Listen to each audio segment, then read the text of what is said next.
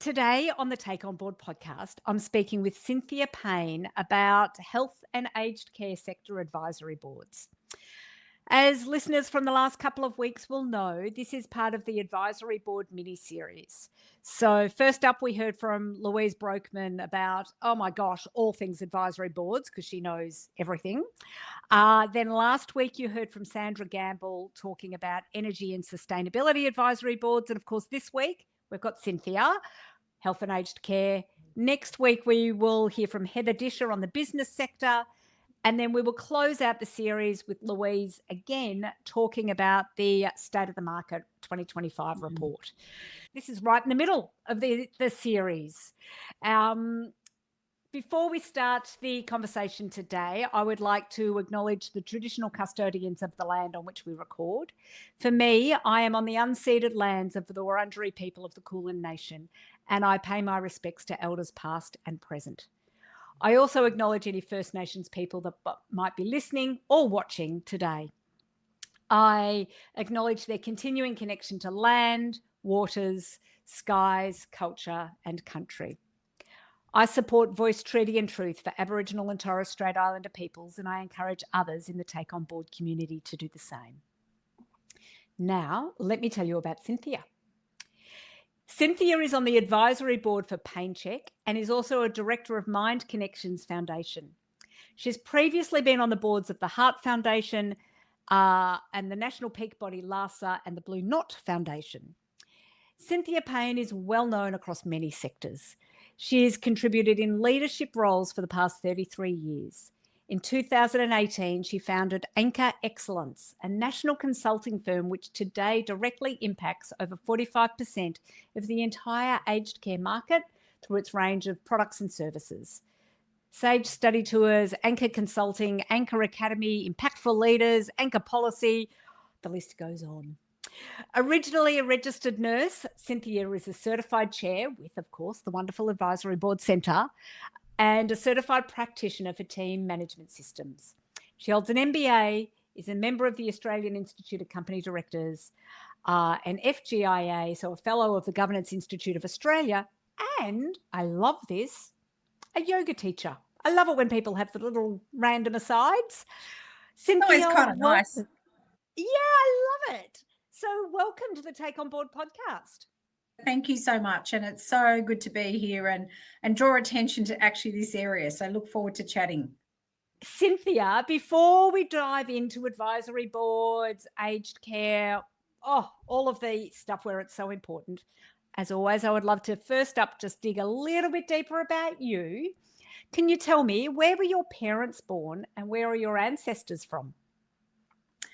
So, Helly, I have a bit of an interesting history. For some people, they might remember the series called Love Child, which really goes back into the 60s. So I'm giving away when I was born, where there were unmarried mothers. And it was a bit of an iconic time in Australia. So I was born in Australia. My mother is Maltese, and she came to Australia at 16.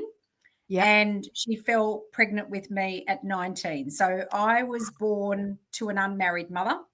And back then that was kind of a big deal. So, young women were placed into services where the nuns were quite involved. And there was quite a lot of pressure back then. So to actually have young mothers give up their children for adoption.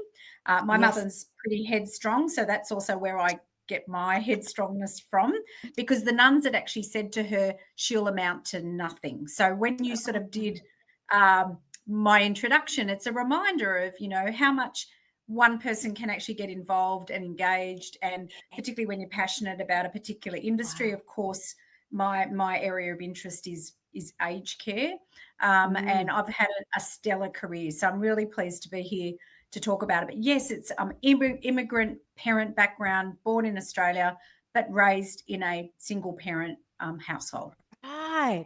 Okay. So is there siblings? Did they come along at any stage? They did. Yep. So my mother partnered, and I have 2 sisters and a brother from that second relationship. And we're very close, and we're still very close together. So my mother is still a very central part. And of course, because she was so young, I have Yeah. a very close connection. So aged care is pretty important. My mum turned 75 this year. So all of the issues associated with an aging demographic and baby boomers is definitely a part of my family connection Yes. as well, as a Gen Yes. Xer. And I have 4 children. So I have my own brood of family as well. You're part of the sandwich generation. Yeah, absolutely. Okay. So we'll dive in. I promise we'll get there in a moment, but I just want to dig a wee bit more. So how many languages do you speak? Well, when a lot of the immigrants came to Australia back in the Yes. 60s, there was a bit of wanting to assimilate and in Yeah. this great country being the lucky country. So Yeah. we were never taught Maltese. And my mum Mm. regrets that, I have to say, but she Mm. really felt that they had come to Australia for a new life and therefore English was the chosen language. So sadly, I only speak English. I don't have a mother tongue for another language, and because Maltese as a language has a derision and mixture of Arabic and Turkish, and that's just the Yes. history of the country. It's not an easy language to actually Yes. learn. So if my mother's talking to my aunties in Maltese, I can't interpret. Can't keep track. Fair enough. No. And finally, where do you feel your place or your home is? Well, Sydney is where I reside. So I'm very fortunate that I live on the outer skirts of Sydney and have done for a really long time. But in my growing up periods, I kind of, nomadic is probably not quite the right word, but it was. I went to 9 different primary schools and 4 different high schools. So I was educated in lots of different places around New South Wales. I was educated in South Australia. I had a stint in the UK. So I Yes. kind of see myself as a bit of a global child, but my roots are Sydney, Australia. Right. Okay. Oh, okay. Thank you, Cynthia. Thank you for allowing me to dig around in there.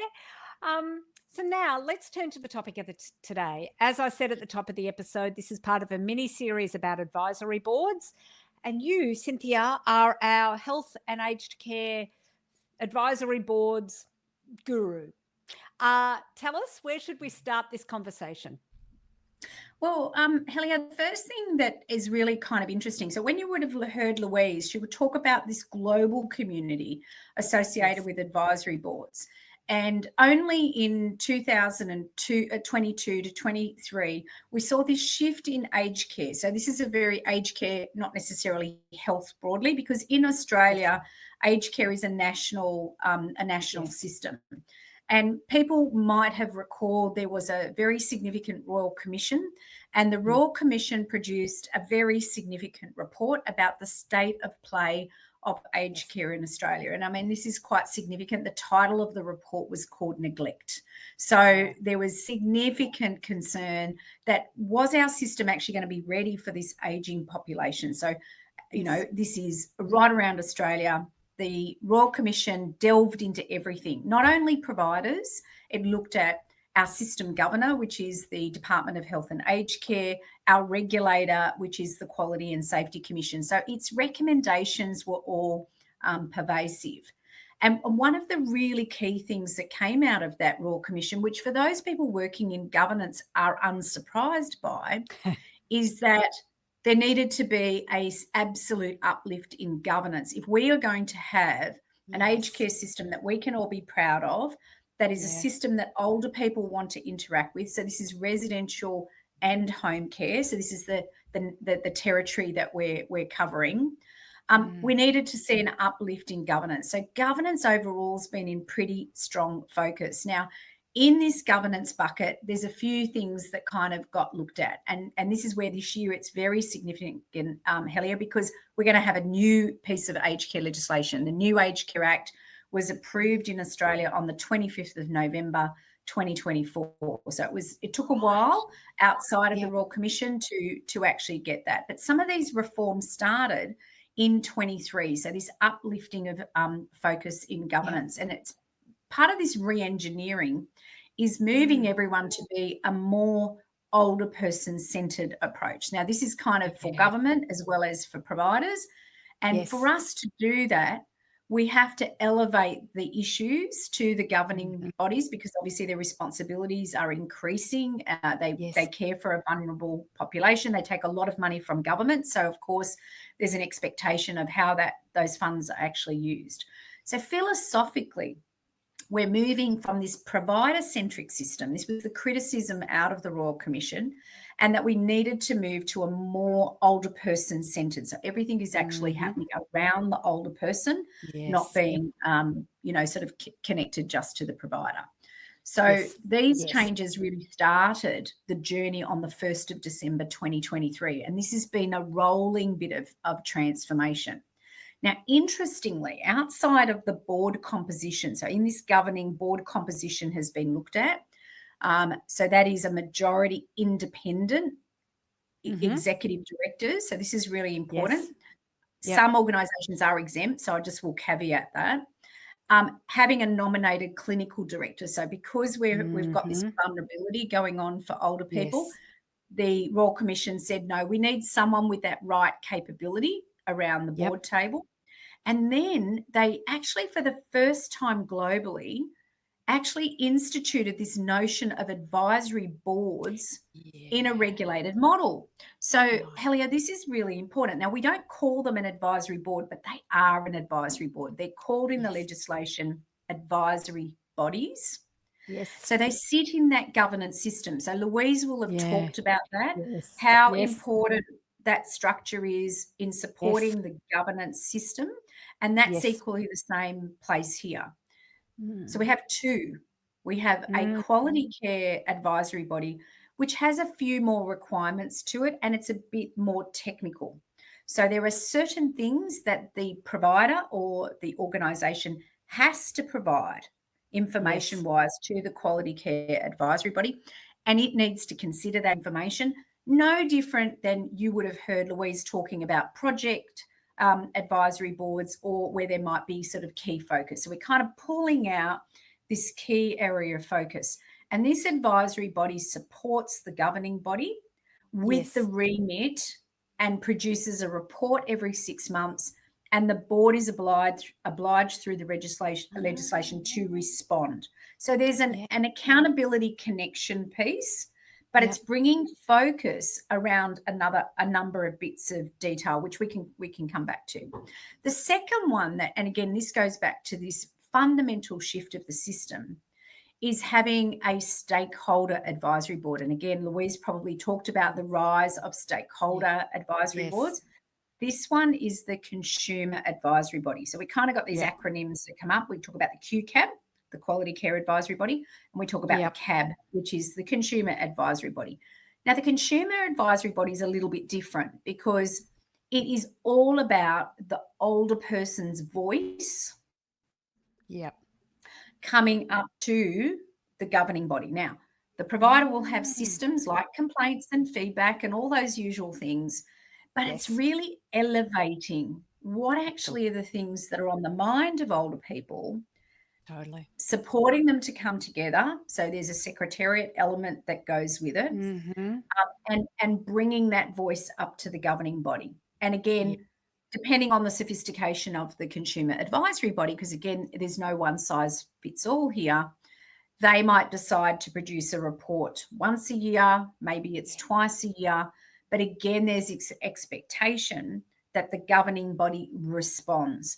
So this really changes the elevation of that voice and how it actually strengthens and shows that conduit actually coming through. So we've had them now for just over a year. And this is a really interesting time, Helia, because to start with, it would be pretty fair to say everyone was a bit unsure of it, because if you think about traditional governance focus, we'll have subcommittees of the board. We'll have designated groups. So it could be audit and finance. In a health and aged care setting, definitely clinical governance from a risk management point of view. But these ones are different to those committees because, as Louise would have mentioned to you, advisory boards or bodies don't make decisions. As a general rule, that's not their remit. They're considering information, they're providing feedback, they're making recommendations.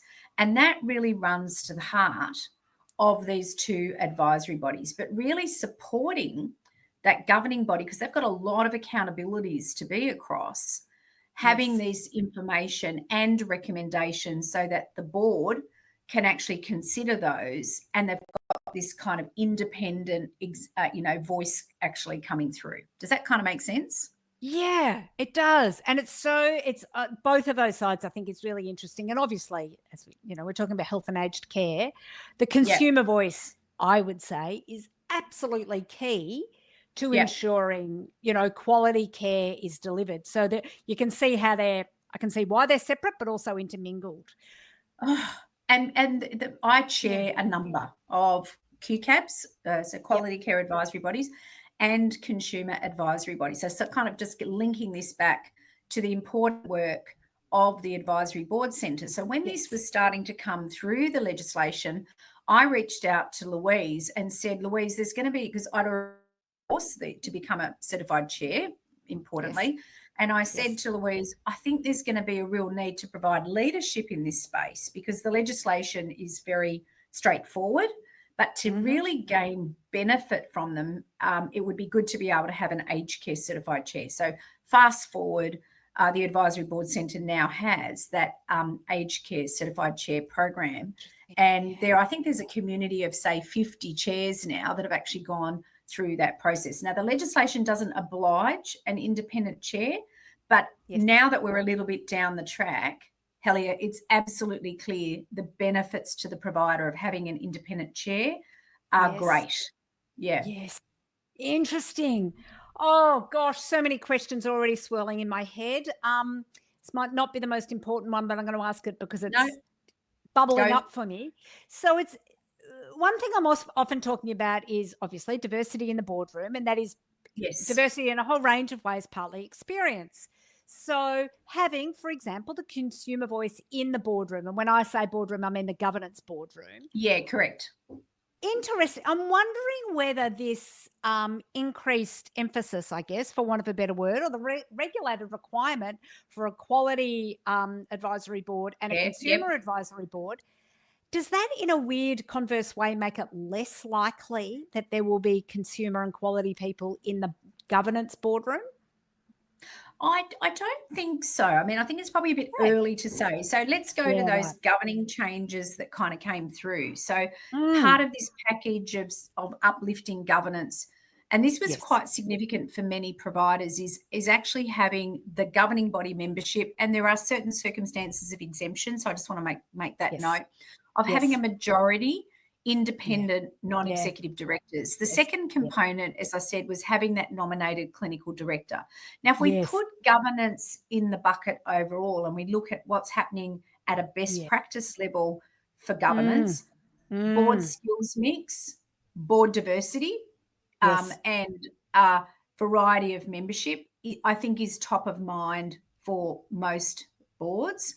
But in the private sector in particular, so you just think about this, Helia, if I'm a private owner of an aged care organisation, this change required me to put in place a board where I'm the biggest voice, because that majority independent non-executive director actually changes that dynamic. Now, I think initially there was, quite a bit of like unhappiness in that initial phase. But I think now that we're 12 months down, I think that you would probably say that generally they're all pretty happy, because it is changing the conversation around the board table. We do see this continued focus and obligation. So in the aged care environment, we talk about the approved provider obligations, and it's pretty complex. They can't do it on their own, Helia. They do need the quality care advisory body. They do need the clinical governance, and depending on the size of the provider, they definitely need the audit and finance committee, and maybe they have like property if they're a residential provider or whatnot. So a more sophisticated approach means we get this conversation and its operating rhythm in a better way than what happened in the lead up to the Royal Commission. So I think overall we haven't really got a diversity index, if I just call that out. There isn't one for aged care in terms of board mix. Yes. Some organisations might be wrapped up in ASX listed requirements, of Yes. course, Yes. because we do have some listed providers Yes. that are quite substantial in their size.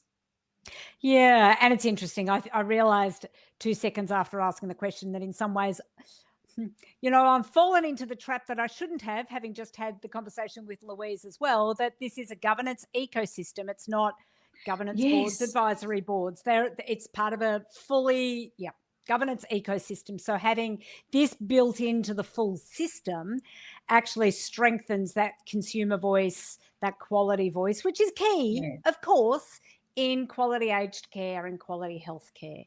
So, okay. So what's your advice to people that might be thinking about advisory boards, whether it's quality or consumer or others in the health and aged care? What's your advice to them about exploring this? Well, I think the first thing would be if you're an older person. So let's say you've got this opportunity and you're invited to be participated. I think the first thing I would always encourage is that people get involved, because it's amazing. Like, I just think about some of the consumer advisory bodies that I've chaired already, Helia, and the conversations and the mature, really objective, useful feedback that older persons have provided about their experience, that maybe the quality system, the audits, whatever management's got going on, doesn't necessarily pick up on. So this is nice because we really kind of crystallize that. The quality care advisory body, Helia, is more technical. So for me, it depends on the membership. So in the membership, you have to have someone who's representing key personnel. Again, this is special meaning under the Act. Someone with an operational background, so someone who's got that, someone with a clinical background, plus you have to have someone representing consumers. So we've got this crossover connection, a voice of older people. You don't have to have an independent chair. You don't have to. But I'm going to call it out to say, I personally think it is a genuine difficulty for management to chair something that is meant to be independent to the governing board. I'll just call it out. It's not to say that it doesn't happen, but I personally, just in this professional ecosystem, am an absolute advocate. And I see that through the work I do as an independent and how my clients actually say, wow, if we were chairing this, we wouldn't have got that same conversation out of older people, for example. Yes.